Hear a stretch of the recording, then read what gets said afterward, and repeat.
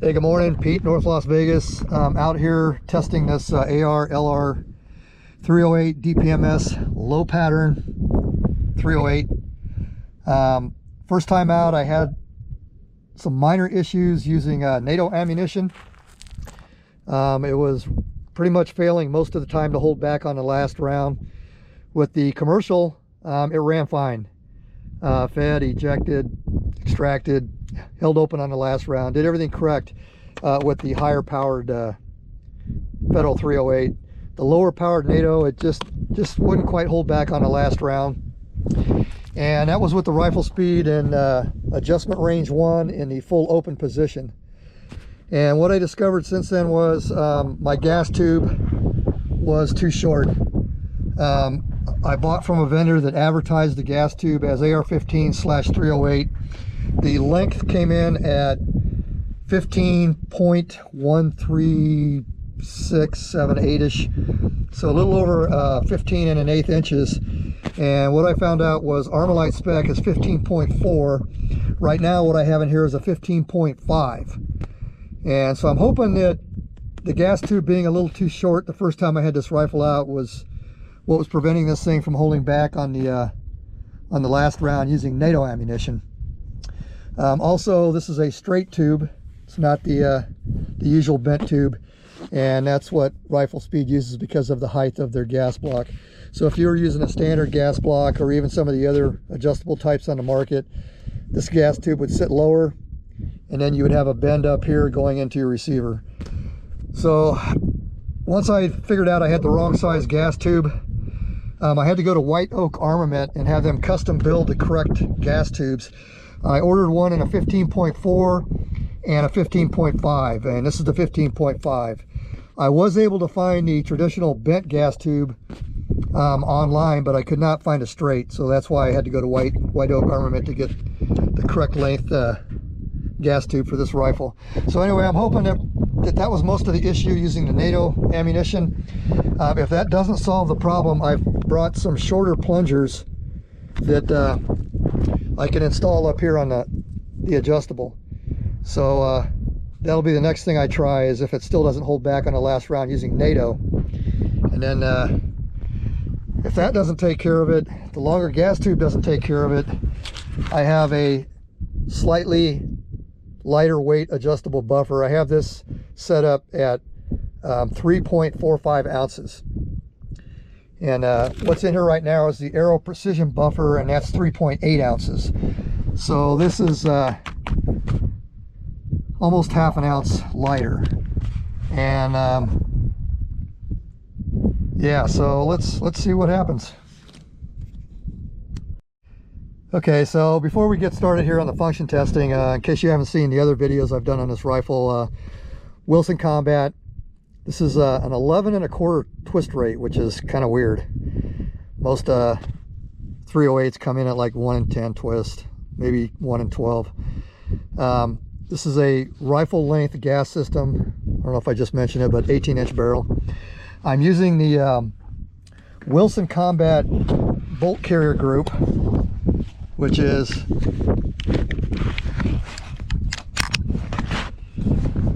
the heaviest one of the heaviest on the market. It comes in at 18.5 or 6 ounces, something like that.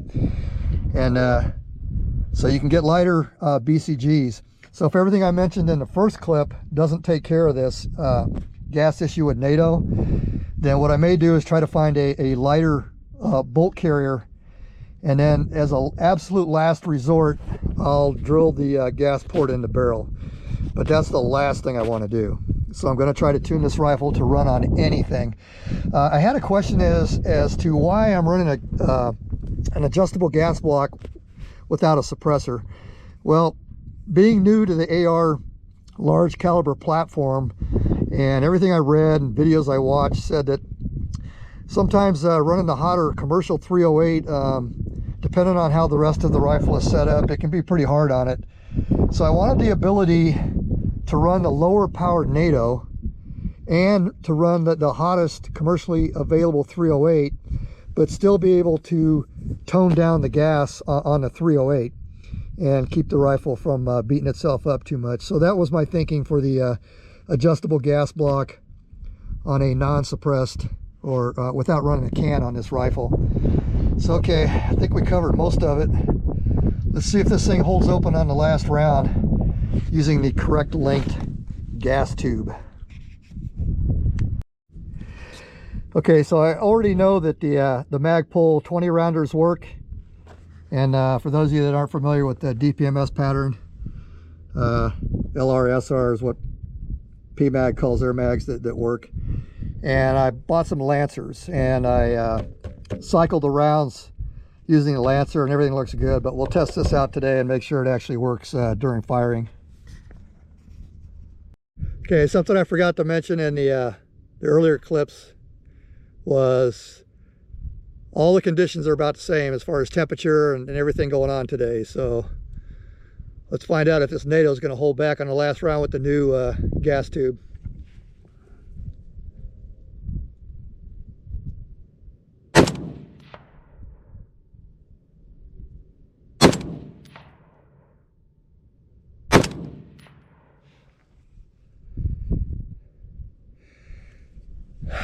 Well, that sucks. All right, I'm going to go to a shorter plunger on the gas block. Back in a minute.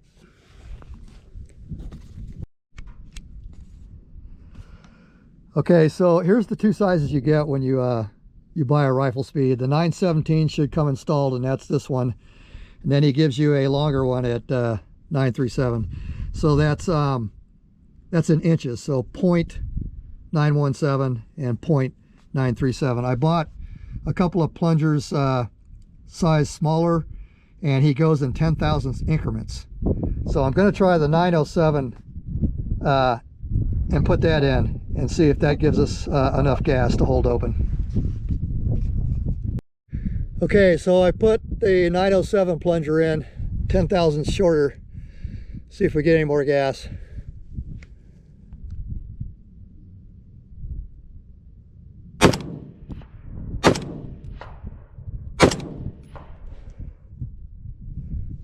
Damn it.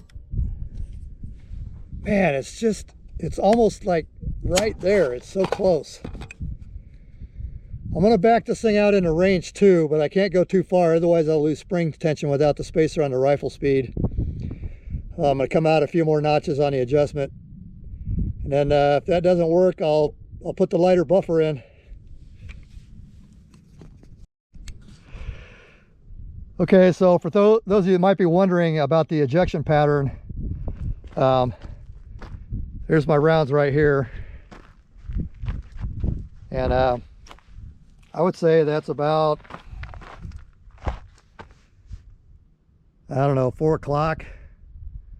So we're still kind of low on gas as far as the NATO goes. And like I said at the beginning of the video, shooting the 308 commercial, the rifle runs fine. It's just the lower powered NATO. All right, let's press on. Okay, so I have the RifleSpeed 4 clicks more open on range 2 adjustment, which is about as far as I can go without the spacer. And we'll see if that does anything. Gotta kind of watch the ejection pattern.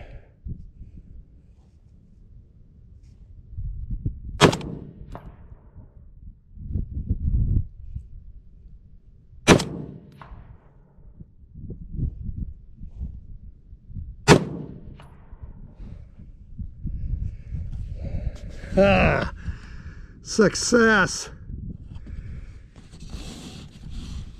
Okay, so I'm going to swap out the plunger the next size down and then see if I can get back into range 1.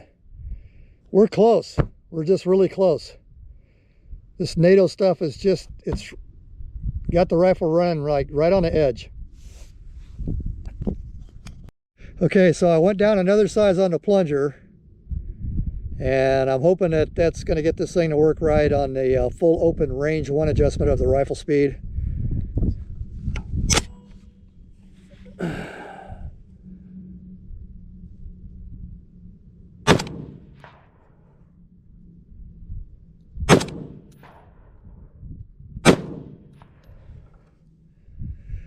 Okay, we're there.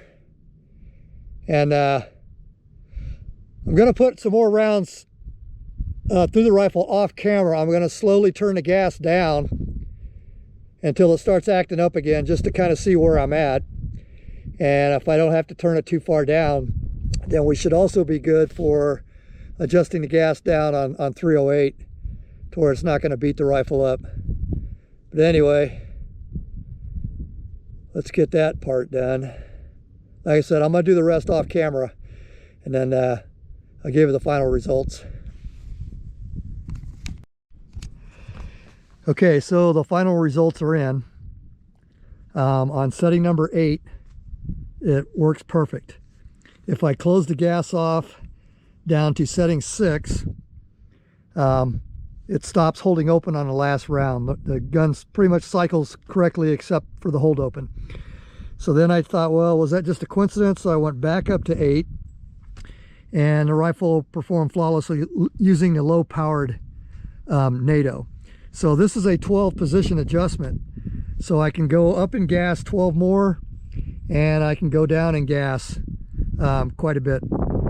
So I think I have full adjustability for really low-powered, and I can tone this rifle down on the hotter stuff. So seems to be running really good using the 897 plunger. The Lancer magazine performed flawlessly, and the 3.8 ounce buffer is still installed. So at this point, I'm going to say that it's looking like the rifle is now reliable. And so I'm going to get this thing put back together, get the handguard back on it, and we'll bring this rifle back out and get the scope dialed in. Like I said, today was just function testing. So anyway, happy with the rifle now. It's working good.